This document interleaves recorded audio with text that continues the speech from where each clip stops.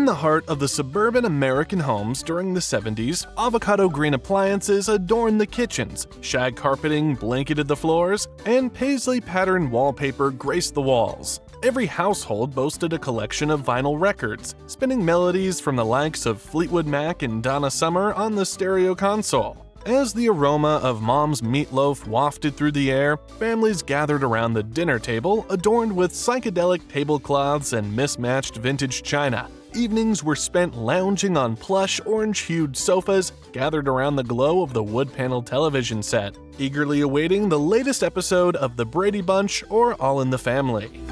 Back in the day, TVs were undergoing a major growth spurt, with screens getting larger and larger. It became pretty clear to everyone that these behemoths needed to blend in with the rest of the furniture. So, what did they do? They wrapped those TVs in wood and plopped them on the floor, turning them into makeshift tables. In many living rooms, that TV wasn't just for watching your favorite shows. It was a multitasking marvel. People would use the top of the TV to display family photos or swap out seasonal decorations, turning it into a focal point of the room. And let's not forget the smaller TV that often took its place once the big one kicked the bucket. I can still vividly recall those days when TV repairmen were regular visitors to our home, or when my dad would embark on a mission to troubleshoot our Zenith console TV by pulling out vacuum tubes and hauling them off to the hardware store or Radio Shack for testing. But our household wasn't solely fixated on TV. We had this snazzy wooden console hi-fi stereo, a prized possession from Hudson's in Detroit. Music held just as much importance as television in our home. And of course, you also needed to have the decor to go with your TV. Because in the 70s, home decor was all about making a statement, especially when it came to the walls. If you walked into a room without wood paneling, chances are you'd be met with some seriously funky wallpaper. Imagine a kaleidoscope of geometric shapes and vibrant contrasting colors adorning the walls. From bold stripes to mesmerizing swirls, there was an assortment of styles to choose from, each one screaming 70s vibes. But it wasn't just about the patterns, it was also about texture. Textured walls were everywhere, whether it was flocked or foiled paper or simply textured plaster. And let me tell you, the textures and colors used in the 70s were so irresistible that you couldn't help but run your fingers along the walls just to feel the texture. But if we're gonna talk about texture, we gotta talk about crocheted blankets. You know the ones, those cozy creations that often adorn the back of the couch or draped over the ottoman. They were usually handcrafted with scratchy wool, which, let's be honest, wasn't always the comfiest choice for snuggling up during movie nights. But hey, they added a nostalgic touch to the room. Chances are these blankets had a personal touch. Maybe your grandma was a crochet whiz and whipped them up with love, or perhaps your mom picked up crocheting as a winter hobby, perfecting her skills while binge-watching TV. What made these blankets extra special were the colors and patterns. They were like a time capsule, reflecting the vibrant hues and funky designs of the era. And despite their scratchiness, we couldn't help but adore them for their retro charm. Then we move on to the bedside decorations, and man, these were the stuff. These babies weren't just lamps, they were like mesmerizing works of art that lit up the room in style. Imagine a soft, warm glow emanating from the lamp, with blobs of colorful liquid slowly swirling and dancing around inside. It was like having your own little lava show right in your living room. And the best part? You had options. Lava lamps came in all sorts of liquid color combinations, from groovy oranges and yellows to tranquil greens and blues, even fiery reds and clears. You could pick the one that matched your vibe or mix it up for an extra splash of color. People didn't just use them for lighting either. Lava lamps were versatile. They doubled as nightlights, casting a gentle glow for those late-night reads, or as funky decorative pieces to jazz up any corner of the room. There was something undeniably glamorous about having a lava lamp in your space. Another thing that offered insane versatility was the tablecloths. These were those vinyl tablecloths we used for outdoor picnics and barbecues nowadays. Well, back in the 70s, they were a staple on kitchen and dining room tables. And let me tell you, they were a lifesaver when it came to dealing with spills, especially those inevitable Kool-Aid mishaps. Just a quick wipe and you were good to go.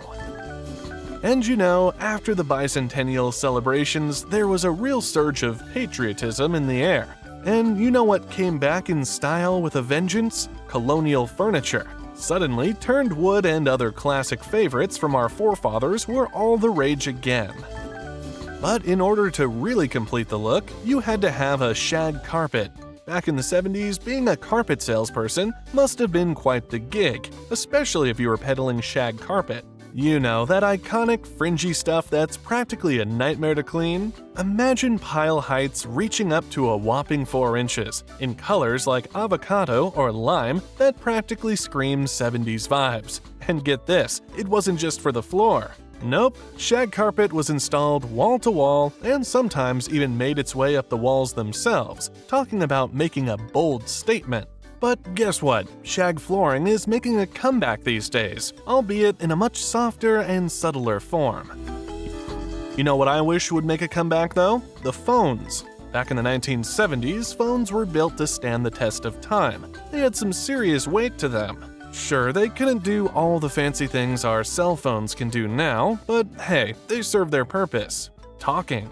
You see, push-button phones came onto the scene in 1963, but because phones were made to last back then, you probably still had those classic rotary phones hanging around your home.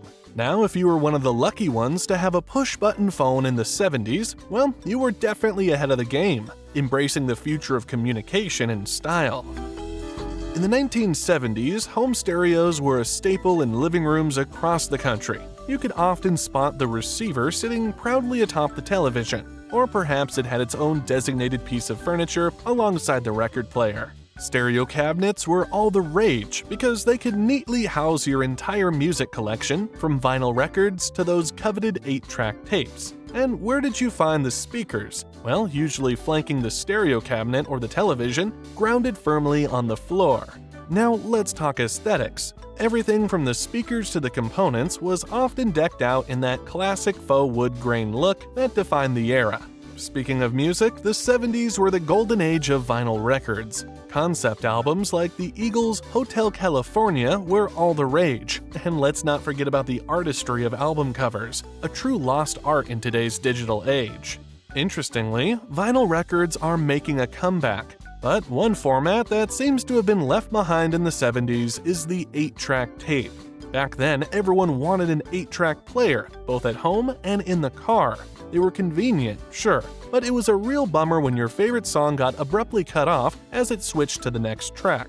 And hey, remember colonial furniture? It made a comeback in the 70s, and some speculate it was all thanks to the bicentennial celebrations. Regardless, you'd find these timeless pieces adorning living rooms, bedrooms, and various other spots in many homes of the era. Another one of these timeless adornments, of course, were globe lights. These lights were prized for their gentle, diffused glow that filled rooms with a soothing ambiance. One standout design from this period was the VP Globe by Werner Panton. This iconic fixture boasted colored aluminum reflectors within an acrylic sphere, creating a striking sculptural piece that also offered refined technical lighting. Another noteworthy lighting fixture was the Parentesi light, crafted by Achille Castiglione and Pio Manzu. This innovative design featured a bulb suspended on a floor-to-ceiling cable, allowing for adjustable direct lighting as the bulb moved vertically. These lights were emblematic of the 70s design movement, which celebrated bold personal expression through a myriad of colors, shapes, and textures.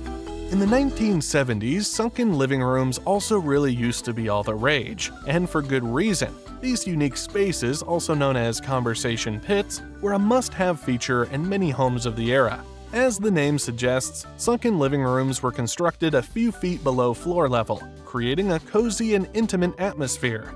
They were typically carpeted, adding to the comfort and warmth of the space. The sunken design not only provided a distinct visual element, but also created a separate area within the room dedicated to socializing and relaxation.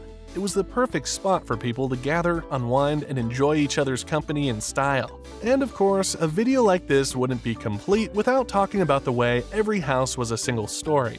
These classic residences are not only popular among retirees and seniors who appreciate the convenience of having everything on one level, but also appeal to a broader range of buyers. And it's easy to see why these homes are in such high demand. They boast practical layouts and timeless beauty. Typically flooded with natural light, the rooms are spacious and well appointed. Everything has its designated space, making organization a breeze. Plus, one major perk, saying goodbye to the hassle of lugging laundry up and down stairs all the time. So there you have it, folks. Quite a journey back to the 1970s, when our homes were just so much more like home. I don't know if today's generation will ever quite experience that. If you've enjoyed this trip down memory lane, don't forget to hit the like button, share your own memories in the comments, and subscribe for more blasts from the past. And hey, if you're feeling like it, check out our other videos for more of the same content. Until next time, keep those memories alive.